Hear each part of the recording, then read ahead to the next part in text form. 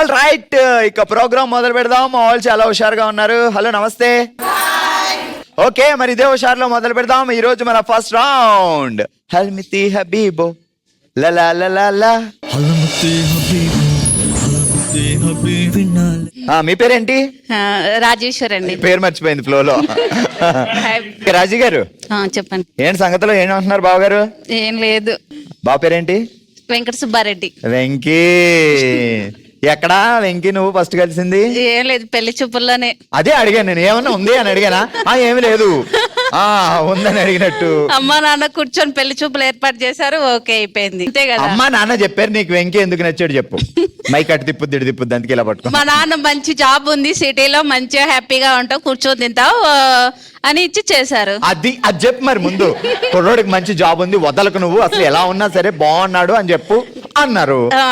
అంతే, తల వంచి తాళి కట్టించుకున్నా, అంతే అయిపోయింది. అన్నిటికంటే ముఖ్యం కూర్చొని ఉన్నాడు. కూర్చో అంటే కూర్చున్నాడు, నుంచో అంటే నుంచున్నాడు. సరే రాజీ అక్క, ఇప్పుడు ఏం జరిగిందంటే నువ్వు చిన్నప్పటి నుంచి లైఫ్ లో జరిగినవన్నీ నీ స్టోరీయే ఒక బయోపిక్ గా సినిమా తీస్తారంట. రాజీ లైఫ్ స్టోరీ చిన్నప్పటి నుంచి ఇప్పుడు దాకా. ఆ సినిమాలో హీరోయిన్ గా ఎవరిని పెట్టాలని అడుగుతున్నారు. ఎవరిని పెడదాం? ఈ మధ్య బయోపిక్ బాగుంటది. నైన్తార ఆల్రెడీ డిసైడ్ చేసుకున్నా. సో హైలైట్స్ ఏంటి అసలు మీ లైఫ్ స్టోరీలో బయోపిక్ తీయడానికి? బాగుంటది కదా, సూపర్ స్టార్ గా నయనతార, అందుకని నన్ను నేను చూసుకున్నా, అందుకని ఊహించుకొని చెప్తున్నా. ఓహో, నయనతారలో బావగారు నయనతారని చూసుకుంటే నువ్వు నిన్ను చూసుకున్నావా? అయ్య బాబాయ్, పాపకి సిగ్గు మొగలేస్తుంది. ఈ లైఫ్ స్టోరీని సినిమాగా నయనతార హీరోయిన్ బెట్ చేస్తున్నాం కాబట్టి నీకు డైలాగ్ చెప్తాను, నువ్వు రకరకాలుగా ఖండించాలి దాన్ని. ఓకే? కడుపుకి అన్నం తింటున్నావా గడ్డి తింటున్నావా, ఇది డైలాగు. దీన్ని ఇప్పుడు నవ్వుతూ చెప్పు. కడుపుకి అన్నం తింటున్నావా గడ్డి తింటున్నావా? ఇంకా మోర్ లాఫ్. ఇక ఇలాగా కడుపుకి. వద్దులేండి, ఇంతమంది కూర్చున్నారు, మరి పారిపోతే కష్టం. మళ్ళీ తీసుకురావాలి. నువ్వు నవ్వితే ఎంతమంది పారిపోతారో కౌంట్ చేస్తా. కౌంట్ చేయి, నువ్వు బాగా కనపడతారు కదా. రెడీ? కడుపుకి అన్నం తింటున్నావా గడ్డి తింటున్నావా? తింటున్నావా, మరి మధ్యలో నవ్వేది. ఇప్పుడు నీకు అప్పుడు అయిపోతున్నా రే. రెడీ, స్టార్ట్ చేయి. ఏడుపు. అయ్యో దేవుడా, ఎంత పని చేసావు. కడుపుకి అన్నం తింటున్నావా, మొదలెట్టు. మొత్తం నేనే చెప్తాను. కడుపుకి అన్నం తింటున్నావా గడ్డి తింటున్నావా? ఏడిపేది నవ్వుతున్నావేంటి? నాకు మీరు చెప్తుంటే నిజంగా ఏడుపో నవ్వండి. నన్ను చూడకు, అటు చూడ, కెమెరా అక్కడ ఉంది. టేక్ 550. చెప్పు. కడుపుకు అన్నం తింటున్నావా గడ్డి తింటున్నావా? ఇది తింటున్నావా ఏంటండి?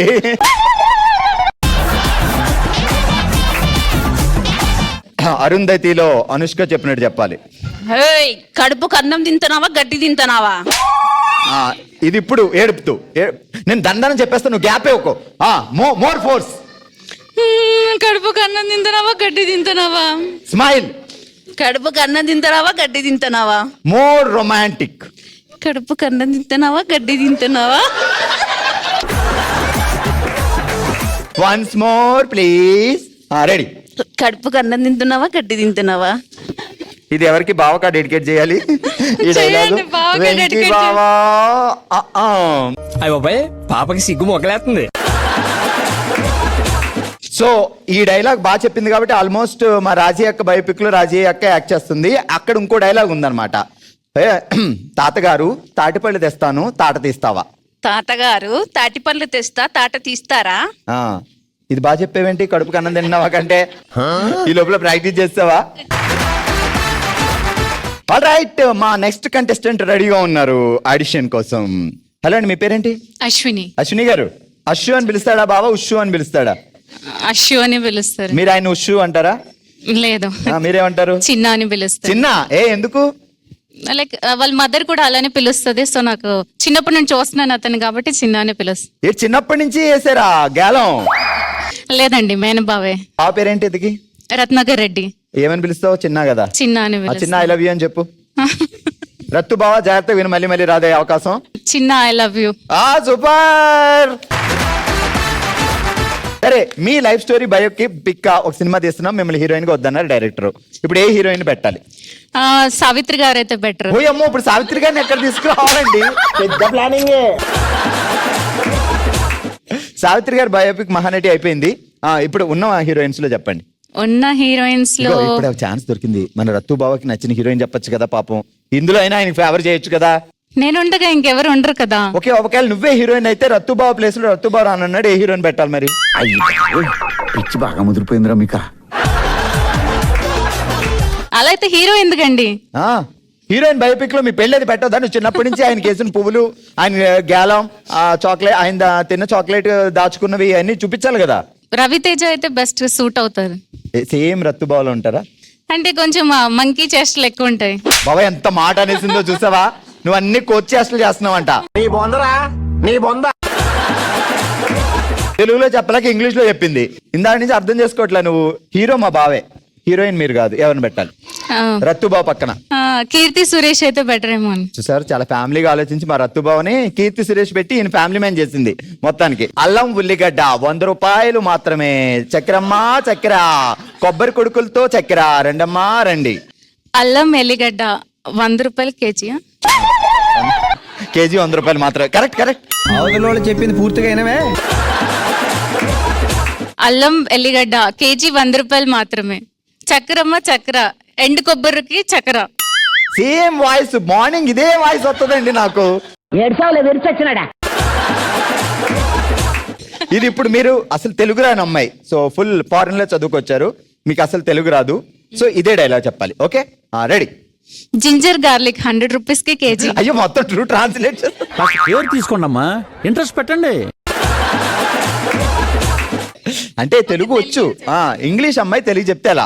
ఓకే, అల్లం వెల్లుల్లి కిలో 100 రూపాయలు మాత్రమే. రెడీ? అల్లం వెల్లిగడ్డ కేజీ 100 రూపాయలు మాత్రమే.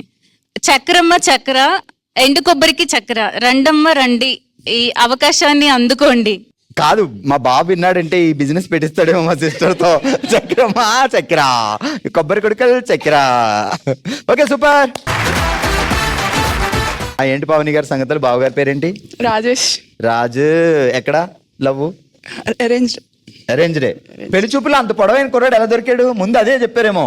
మాకు అబ్బాయి ముందు 6 అడుగుల పైన ఉంటేనే పంపండి, లేకపోతే పెళ్లి బ్రోకర్ నో అన్నారా? ముందు కండిషన్, రిక్వైర్మెంట్ అదొక్కటే. సరే, ఇప్పుడు మీ లైఫ్ స్టోరీని బయోపిక్ గా తీయాలి అంటే ఇప్పుడు 6 అడుగుల హీరోయిన్లు వెతకాలి దేవుడు. ఎందుకు వెతకటం, ఉన్నారు కదా. ఏ హీరోయిన్ పెట్టాలి ఇప్పుడు? అనుష్క. ఇంకా 2-3 ఆప్షన్ చెప్పండి మరి డైరెక్టర్ గారికి. అనుష్క, ప్రభాస్, ఇంకా అంతే ఫిక్స్. ఇంకెవరికి వద్దు? ఇంకెవరికి వద్దు. పూజా హెగ్డే కూడా బానే హైట్ ఉంటదే. వద్దు, అనుష్క. అనుష్క, వాళ్ళిద్దరిని పెట్టడమే. మోస్ట్ ఎలిజిబుల్ బ్యాచులర్స్ ఇద్దరు కాబట్టి వాళ్ళిద్దరినే పెట్టండి. ఓకే, పేరేం పెడదాం మరి మీ బయోపిక్ కి టైటిల్? ఏం పెడదాం? తలెత్తుకొని చూడండి. రొమాంటిక్. రొమాంటిక్ గా అది చెప్పండి. రొమాంటిక్ గా చూపులు కలిసిన శుభవేళ. అంటే అప్పుడు కింద కూడా ఇప్పుడు అమ్మాయిలు చాలా క్లియర్ గా ఉన్నారు. ఓకే, ఇప్పుడు డైలాగ్ చెప్తా, మీరు ఎరగదీయాలి. ఓకే సార్, మా ఇంట్లో ట్రంక్ పెట్టిలో పెట్టిన పాత చీర పోయింది సార్. ఇది డైలాగు. ఒక పోలీస్ స్టేషన్ లో కంప్లైంట్ ఇస్తున్నారు ఏడుస్తూ. సార్, మా ఇంట్లో ట్రంక్ పెట్టిలో పెట్టిన పాత చీర పోయింది సార్. అటు తిరగండి, పోలీస్ సార్ అక్కడ ఉన్నారు. బాగరేంటి వర్క్? సాఫ్ట్వేర్. మీరు? Same software. ఇద్దరు వర్క్ ఫ్రమ్ హోమ్. తను ఆఫీస్, నేను వర్క్ ఫ్రమ్ హోమ్. అదే ఆయనకి ఎందుకు ఇవ్వాలా పాపం? ఆ ఫీజిబిలిటీ ఉంటే నాకెలా వర్క్ ఫ్రమ్ హోమ్ అవుతుంది? చూసారా, ఇక్కడ కూడా మగాళ్ళకి దారుణం జరుగుతుందండి. బావ ఆఫీస్ వర్క్ చేసి ఇంటికి వచ్చి హౌస్ వర్క్ చేసి కుకింగ్ చేయాలి, అది బావే. క్లీనింగ్ చేయాలి, అది బావే. రాజేష్ బావా, ఎంత పని చేస్తున్నావు బావా. ఇంకొక విషయం చెప్పాలంటే కుకింగ్ కూడా పాపం తనే నేర్పాడు నాకు. బాబోయ్ బాబోయ్, ఎంత మాట అనేసింది. అందుకే అబ్బాయిలు, ఈసారి మీరు పెళ్లి అయితే వంట రాదని చెప్పండి. ఓ, వంట రాదని చెప్తే పెళ్ళి అవ్వదండి. పెద్ద ప్లానింగ్. రెడీ? డైలాగ్ చెప్పండి. సార్, మా ఇంట్లో ట్రంక్ పెట్టిలో పెట్టిన పాత చీర పోయింది సార్, పోలీస్ స్టేషన్ లో. సార్, పోలీస్ సార్, మా ఇంట్లో పెట్టిన ట్రంక్ పెట్టెలో పెట్టిన పాత చీర పోయింది సార్, మీరు కనిపెట్టాలి. More crying. Sir, police. నవ్వుతారే. కాస్త కేర్ తీసుకోండి అమ్మా, ఇంట్రెస్ట్ పెట్టండి. ఆ చీర అంటే నాకు చాలా ఇష్టం సార్. ఆ చీర 50 సంవత్సరాల క్రితం మా నాన్నమ్మ కొన్న పట్టు చీర కావాలి సార్. అవును సార్, చాలా సంవత్సరాల నుంచి చాలా భద్రంగా పెట్టుకున్నా. ట్రంక్ పెట్టిలో చాలా సార్, మా ఇంట్లో ట్రంక్ పెట్టిలో పెట్టిన పాత చీర పోయింది సార్. ఇది కంప్లైంట్ ఇవ్వాలి పోలీస్కి. ఓకే, పోలీస్ అక్కడ ఉన్నారు. Exactly. Ready, action, take. 250. Sir మా ఇంట్లో పెట్టిన పాత పట్టు చీర పోయింది సార్. పచ్చేరు కాదు, పాచేరు అంతే. కొంచెం అడ్వాన్స్డ్. వద్దులే, పాచేరే. సార్ మా ఇంట్లో ట్రంక్ పెట్టెలో పెట్టిన పాత చీర పోయింది సార్. ఒక 20 years బ్యాక్ తీసుకున్న చీర. అప్పట్లోనే 20 రూపాయలు ఉండేది, ఇప్పుడు 200 ఉండుండొచ్చాము. మీరే కనిపెట్టాలి. పోలీసు గారు షాక్. ఆయన కళ్ళు తిరిగిపడి ఉంటాడు ఇప్పుడు ఆ చీరని ఎలా తేవాలి అని. అవగానే పంపిస్తారా ఇలాంటి వాటికి వెతకమని? వెతకరండి. మీరే చెప్పారేంటి కొంప తీసి? అమ్మో, ఈసారి పంపినా ఉంది ఈ సిస్టర్. ఒకసారి గట్టిగా చెప్పండి. కంగ్రాచులేషన్స్.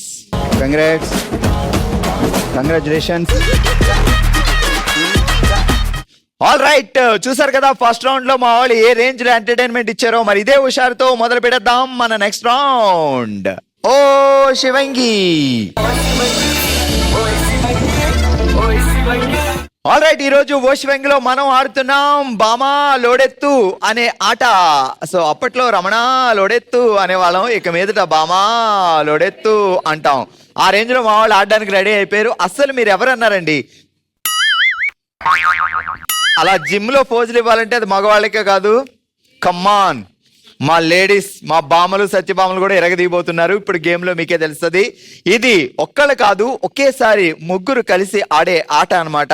సో మరి ఎవరు ఆ కరణం మల్లేశ్వరి ఫ్యామిలీ నుంచి వచ్చాం అని నిరూపించుకుంటారో కాసేపట్లో చూద్దాం. రెడీ? ఆల్ రైట్, బామా లోడెత్తు ఆట ఆడడానికి ముగ్గురు రెడీగా ఉన్నారు. సమిత, విజయలక్ష్మి అండ్ మాధవి గారు. మరి ముగ్గురులో ఎవరు ఎక్కువ టైం ఆ బ్రిక్ ని అలా పెట్టుకొని అలా కంట్రోల్ చేస్తారో చూద్దాం ఇప్పుడు. ఓకే, చేత్తో పట్టుకోండి. Ready, 3, 2, 1 and start. Call edge లో ఉండాలి మాధవి గారు కొంచెం. ఓకే, చేతులు తీసేయండి. ఇంకా టైం స్టార్ట్ అయింది. ఇంకా చేతులు పెడితే అవుట్ అవుద్ది. అందుకే అప్పుడప్పుడు కథక్కళి, ఒడిస్సీ నాట్యం అలాంటివన్నీ నేర్చుకుంటూ ఉండాలి. వామ్మో, 20 సెకండ్లు బాగానే మేనేజ్ చేశారు మా వాళ్ళు. అసలు లోడ్ ఎత్తడంలో మా వాళ్ళే గ్రేట్. 28, 29, 30. ఆల్ రైట్, అందరికంటే ముందుగా మాధవి గారు వదిలేశారు 28 seconds. నెక్స్ట్ 29 seconds లో విజయలక్ష్మి గారు అండ్ సమీరత గారు 30 seconds. కావ్య గారు, సుకన్య గారు అండ్ స్వాతి గారు. సో మరి ఎన్ని మినిట్స్? నేనైతే 1 minute టైం ఇస్తా. ఎన్ని సెకండ్స్ ఆపగలుగుతారు చూద్దాం. ఓకే, ఇప్పటి వరకు 30 seconds హైయెస్ట్, అది దాటాలి. రెడీ, 3, 2, 1 తీసేయండి, పెట్టేసుకోండి, స్టార్ట్.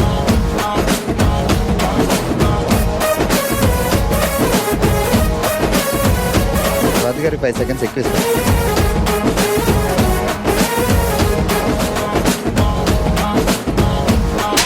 కావ్య 21.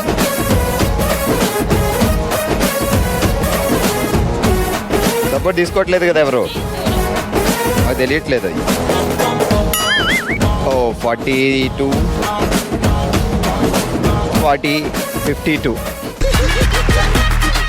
ఆల్ రైట్, ఈ రౌండ్ లో బామా లోడెత్తు గేమ్ లో స్వాతి గారు 50 seconds లోడెత్తి అందరికంటే హైయెస్ట్ నిలిచారు. సూపర్. గేమ్ లో next third batch Swathi 2, Lakshmi గారు అండ్ కరుణశ్రీ గారు రెడీగా ఉన్నారు. సో మరి 50 దాటారంటే వేలే విన్నర్ అవుతారు. చూద్దాం ఎవరు ఎంతసేపు లోడెత్తుతారో. 3, 2, 1 స్టార్ట్. 5-6 seconds. కరుణశ్రీ గారు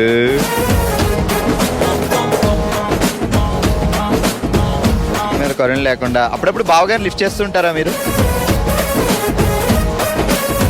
సినిమాల్లో అయితే హీరో హీరోయిన్ లిఫ్ట్ చేస్తాడు, బట్ నిజంగా అయితే మా సిస్టర్సే బావని లిఫ్ట్ చేస్తారు. అందుకే ఈ